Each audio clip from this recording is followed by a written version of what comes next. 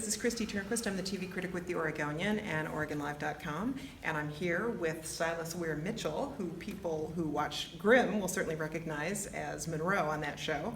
And we're here at Portland Center Stage, where Silas is in rehearsal for his second production with Portland Center Stage.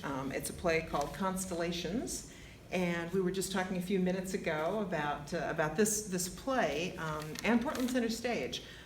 And you had some thoughts about why you wanted to work again with Portland Center Stage. Well, first of all, I mean, there's two reasons that I wanted to do this play. First of all, Portland Center Stage, which is a great place to work. Everybody's here for the right reasons. They're committed to the work, but they have fun, and they're nice, and they get it done.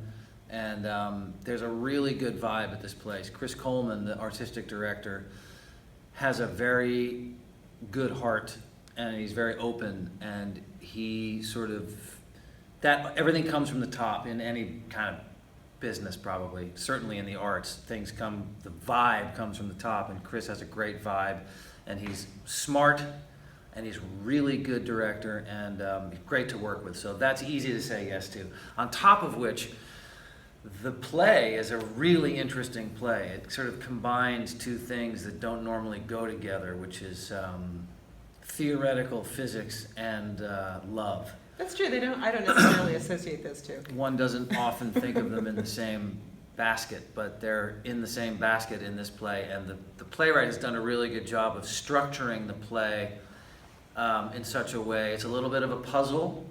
It's definitely a love story, but it's kind of underpinned by a metaphor that comes out of quantum mechanics, which is a concept known as the multiverse, which is a byproduct of a long-standing effort to integrate or reconcile relativity, Einstein's theory of relativity, which deals with big stuff, planets and orbits and gravity, and little stuff, which is the quantum realm, which doesn't have gravity. There's no gravity in an atom. So physicists have been trying to figure out, well, if I ask questions that I can answer, that I can predict the answers to, like when the sun's going to come up tomorrow, in this realm, I ask the same kind of question in the little realm, and I get different answers every time. And so when you don't have predictability, that makes scientists try to figure out why. And in this attempt to reconcile these two realms, string theory in the 80s was another idea that arose from this effort to kind of find a unifying theory of the big and the small. And the multiverse is also, in some way that I can't articulate because I'm not a scientist, in some way the multiverse is a way of reconciling the non-predictability of the small. In other words, things happen in different ways for no predictable reason, for no apparent reason. And in this play, things happen differently throughout these various chapters of the couple's life. Mm-hmm. It's a very well-structured and novel kind of play. Yeah. I was reading a bit about it, and it's gotten wonderful reviews in its original sort of London production and then on Broadway. And I noticed that the character you play is a beekeeper. Correct. That beekeeping is certainly an item of interest at the moment, but what can you say about the character and perhaps beekeeping as any kind of relevant factor in his makeup? In the character's makeup? Yeah. I think, there's something about sustainability, and bees are a matriarchal society where it's a democratic society in the sense of they feed each other. There's no hierarchy except there's a queen. Mm-hmm. There's the queen and everybody else. So beyond the matriarch, who is really the leader, the bees themselves are all in it for the same reason, which is to make honey. Mm-hmm. And honey is the food for the bees. as is pollen. It's like honey and nectar, which becomes honey, is the carbs of a bee's diet. Mhm. And the pollen, apparently, is protein, which I didn't know. So there's something about the femininity and the gynocentric nature of the bee's life, which is certainly true in the play, because I revolve around this woman. This woman is kind of my, whether we're together or not, because we're together and not together, back to the quantum realm, because two opposing things can be true at the same time. Yeah. So we're together and not together, but I look at it as, in a way, she's central to my being.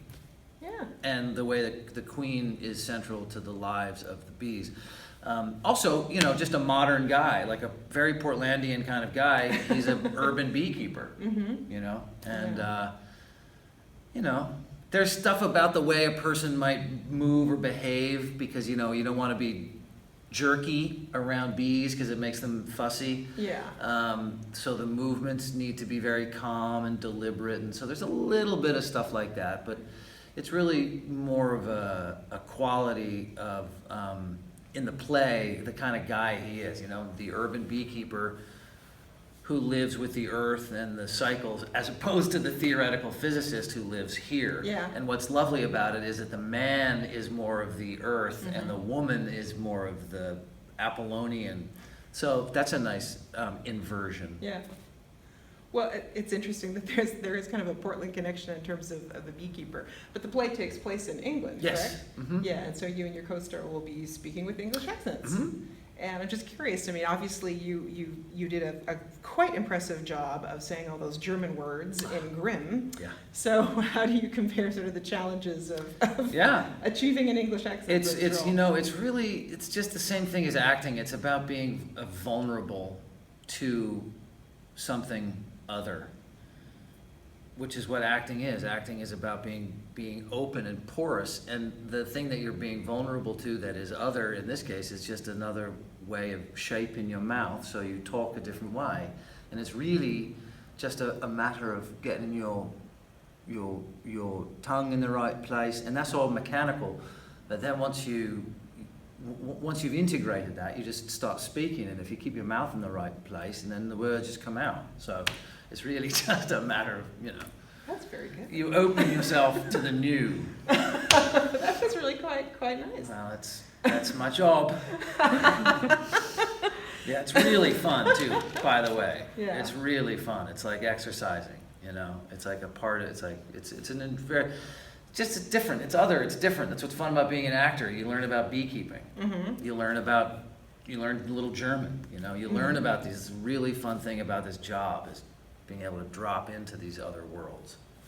Yeah, and I understand you did a little research on beekeeping. Yeah, we went to a beekeeper. I mean, there's several beekeepers in Oregon in Portland that are like right in town. Yeah. And we went to a guy named Tim Wessels. It's not Vessels, is it? It's Wessels, yeah. It's like Vess and Wess, you know.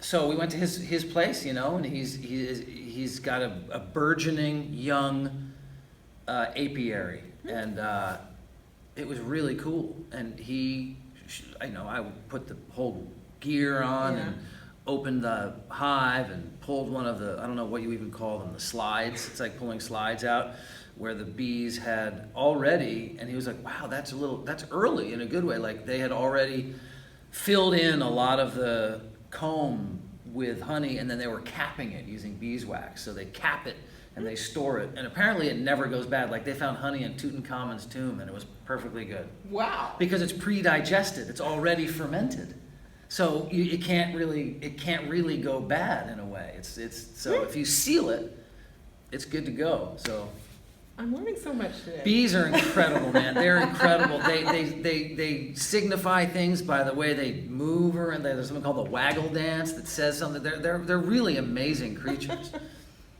That is so cool. Yeah, they're really neat. That's very, very cool. So obviously, you know, this is stage. You've done a lot of stage work. Yeah. And I'm sure people ask you this all the time, and I'm sorry for the cliche question. But I mean, in terms of working on stage versus working in a TV show like Grimm or something like that, I mean, what kind of experience is involved in sort of doing a live show, live theater? What muscles are involved? You know, at root, you're doing the same thing. You know, the basis of the whole thing is the same.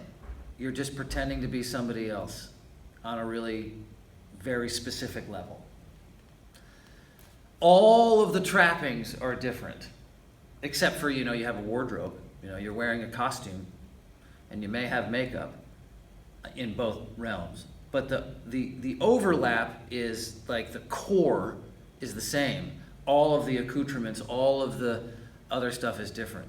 You rehearse for much longer with a play. You know, you rehearse for 10 minutes before you do a scene in TV. You know, you've done all the homework on your own, and then you show up and you basically run lines, and then you block it and shoot it. So, and there's a camera and not an audience. It's all of the exterior stuff is different, but the inner life is the same. You have to be a little louder in theater, honestly, so people can hear you, which again is an external thing. But it's the same job, it's just in a completely different language. Yeah, it's like doing the same job in a different language, if that makes sense. Yeah. Yeah, because you're really at root playing pretend. Well, I appreciate you taking the time to do this today. I know you've got to get to work rehearsing. Yeah. Just one last question. Yeah. It's nice to still have you here in Portland. Yeah. Are you still able to spend time in Portland? Yeah, I mean, I expect to. I mean, I love it up here. Boy, it's been raining a lot, though. Heavens to noticed. Murgatroyd. This was a big winter, but we got nothing last winter. Last winter was very dry. That's true. So, you know, I don't mind the rain, but it's been noticeable. Yeah. But yeah, no, love it up here. Sticking around, back and forth, who knows? Life is a carnival. Well, that's a good note to end it on. To quote Levon Helm. Exactly. Well, many thanks for taking the time to do this, and best of luck with the show. Thanks, my Appreciate it. pleasure.